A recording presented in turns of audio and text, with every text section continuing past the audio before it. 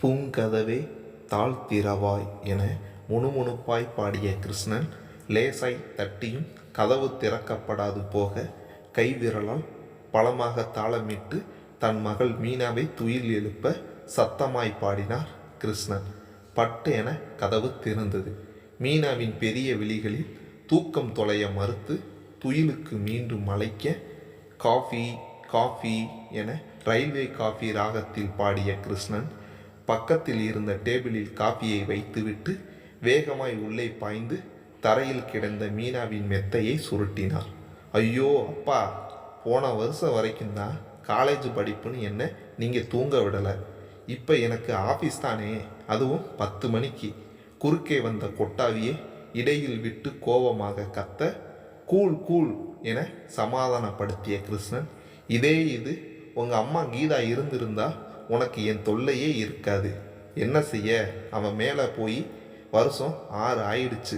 சென்டிமெண்டலாய் மீனாவின் மனதை தொட, அடடா ஆரம்பிச்சுடுயேப்பா, புரியுது. இப்போ மணி 8, இன்னும் அரை மணி நேரத்தில் நான் ரெடி. இனிமே எனக்கு எல்லாமே நீதானே என அப்பா மீது பாய்ந்து செல்லமாய் கிருஷ்ணனை கட்டி கொண்டாள் மீனா. மீனாவின் அம்மா கீதா இவளது பள்ளி இறுதி ஆண்டு படிக்கும்போது தவறி போனாள்.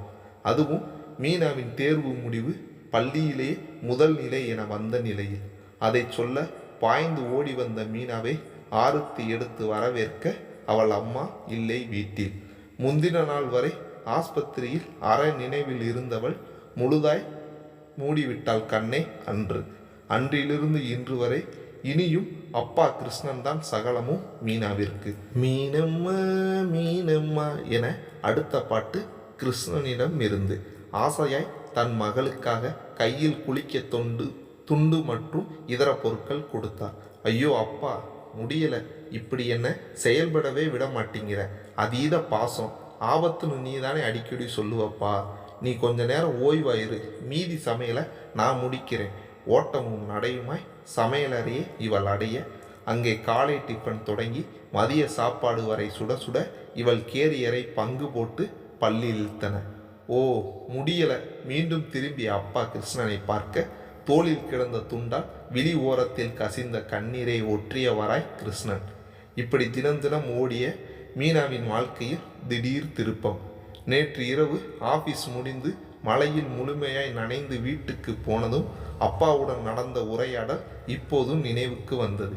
கிர் என காலிங் பெல் அடித்த மறு நிமிடமே கதவை திறந்த அப்பா கிருஷ்ணன் தன்னை கடுமையாய் பேசினது நினைவுக்கு வந்தது. மீனா, என்ன இது? நான் உனக்கு பல தடவை சொல்லியிருக்கேன், உன்னோட அலுவலக பையில் ஒரு மடக்கு கூடைய நிரந்தரமாக வச்சுக்கோன்னு. இது மழை காலம்னு எச்சரிக்கை செய்திருக்கேன் என உறக்க கத்தியவர் வேகமாய் ஒரு துண்டை நீட்ட லேசான உடல் நடுக்கத்துடன் வெடுக்கென பிடுங்கினாள் மீனா. காலில் ஈரம் மூட்டி கட்டிய சுடிதார் பேண்ட்டுடன் தன் அறைக்குள் தடுமாறி நுழைந்தவள் 5 நிமிட ஆடை மாற்றுதலுக்கு பின் தலையை லேசாய் அவிழ்த்து விட்டவாறே ஆவேசமாக ஹாலுக்கு திரும்பினான். ஏன்பா இப்படி கத்துறீங்க? அதுவும் ஆபீஸ்ல இருந்து திரும்பியதும் வீட்டு வாசல்ல வச்சே. ஒரு நாள் மழையில நனைஞ்சா என்ன ஆயிட போகுது?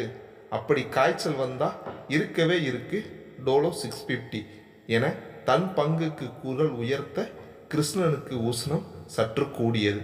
இங்க பாருமா, வியாதியை நாம தேடி போகக்கூடாது, அதுதான் என்னுடைய பாலிசி என்றவரை மீனாவுக்கு உதவ முயல அப்பாவின் கையை தடுத்து இடைமறித்தாள் மீனா.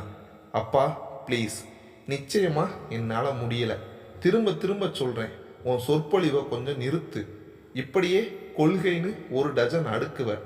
நான் என்ன சின்ன குழந்தையா?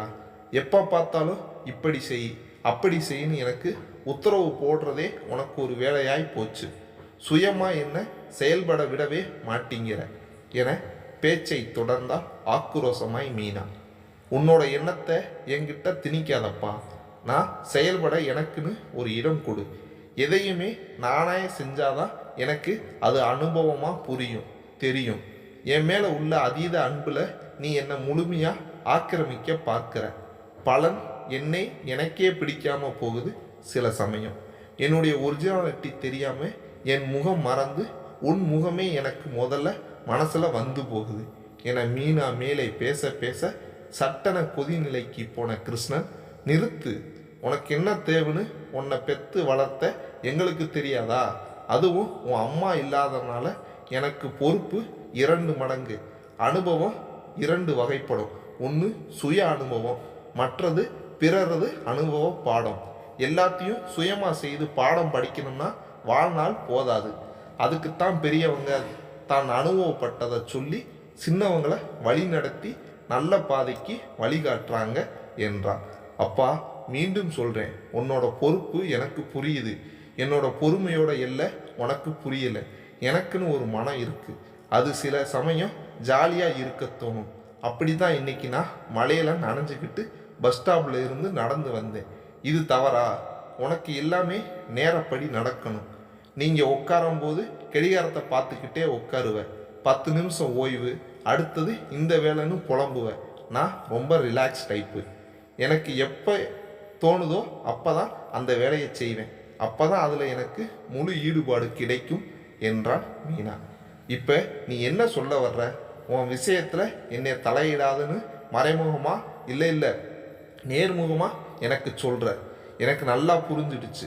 கடும் கோபமாய் கிருஷ்ணன் காலை விட்டு நகர முயல, இருப்பா, எப்போதுமே உன் தரப்பு வார்த்தையே வாதத்தை மட்டும் பதிவு பண்ணிட்டு பதில் எதிர்பார்க்காம நகர்றதே உனக்கு வாடிக்கையா போச்சுப்பா. நான் உன்னோட பொண்ணு. என்னாலையும் ஒரு விஷயத்தை ஆராய முடியும், தீர்மானம் எடுக்க முடியும். அதை நம்பு, என்னை நம்பு. உன்னோட கருத்துக்களை நான் கவனிக்கிற மாதிரி என்னையும் கவனி, என் உணர்வுகளையும் புரிஞ்சுக்கோப்பா என்றான். மிக நீண்ட விவாதத்தின் முடிவில், இனிமேல் உன் நலன் தொடர்பாக நீயே முடிவு எடுக்கலாம். தேவைப்பட்டா என்னிடம் ஆலோசிக்கலாம்.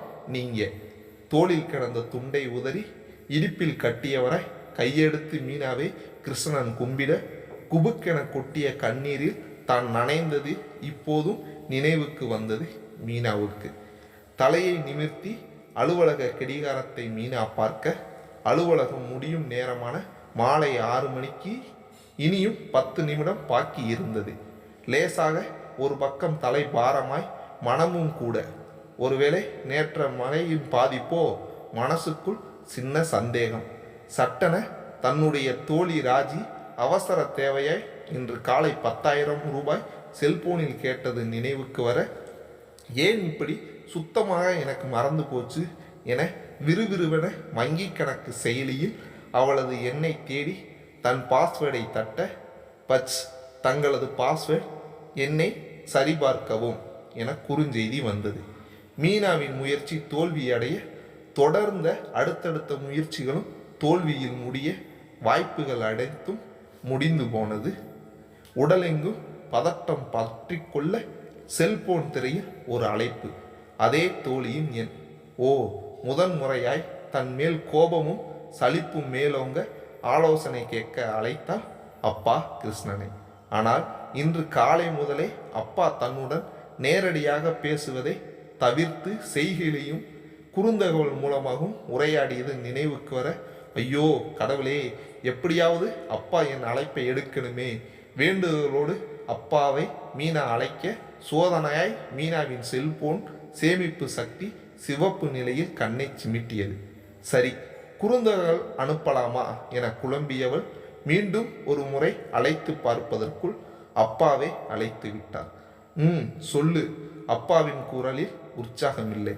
சுருக்கமாய் தன் நிலையை இவள் கூற, வீட்டில் பாஸ்வேர்டு எண்ணை எதிலேயாவது எழுதி வைத்துள்ளையா என அவர் வினவ, இல்லை என வருத்தமாய் மீனா சொன்னாள் அவரிடம். சாதுரியமாய் இவளது தோழியின் வங்கி கணக்கு விவரத்தை கேட்டு பெற்ற அப்பா அடுத்த நிமிஷத்தில் அவளுக்கு தன் வங்கி கணக்கிலிருந்து பண பரிமாற்றம் செய்து மீனாவிற்கு தகவல் அனுப்ப, அப்பாடா என பெருமூச்சொன்று வெளிவந்தது மீனாவிடம் இருந்து. கூடவே அந்த தகவலை தன் தோழிக்கு பரிமாற்றம் செய்தவள், அப்பா, உன் ஒழுங்குமுறை இப்போது எனக்கு புரிகிறது. நீ பலமுறை ஒவ்வொரு செயலியின் பாஸ்வேர்டை தனியாக குறிப்பெடுத்து பத்திரப்படுத்த சொன்னதின் முக்கியத்துவம் எனக்கு இப்போது புரிகிறது. அனுபவமே ஆசான், அதுதான் நீ. உன் அருமை எனக்கு இப்போ புரிஞ்சிடுச்சு. உள்ளுக்குள் பொங்கிய உணர்வுகளுடன் வேகமாய் அப்பாவை நேரில் காண புறப்பட்டு வீட்டை அடைந்தாள் மீனா. கதவு திறக்க, காலிங் பெல்லை அமுக்க, கை வைக்க அதற்கு அவசியமே இல்லாத மாதிரி வாசல் கதவருகே கையில் காஃபியுடன் தயாராய் அப்பா கிருஷ்ணன்.